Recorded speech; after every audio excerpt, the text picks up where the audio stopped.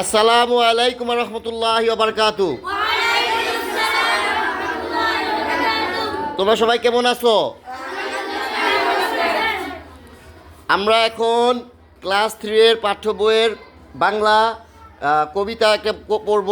কবিতার নাম হলো রাসূল এলেন সাল্লাল্লাহু আলাইহি ওয়াসাল্লাম। লিখেছেন মসউদ উস শহীদ। ওকে, রাসূল এলেন, রাসূল এলেন ছড়িয়ে দিলেন মিষ্টি সুবাস ঘ্রাণ। আমরা এখন হাসতে পারি উজাড় করে প্রাণ। দিলেন তিনি দু জাহানের শান্তি সুখের আশা। বলে দিলেন রুখতে সকল অন্যায় সর্বনাশা।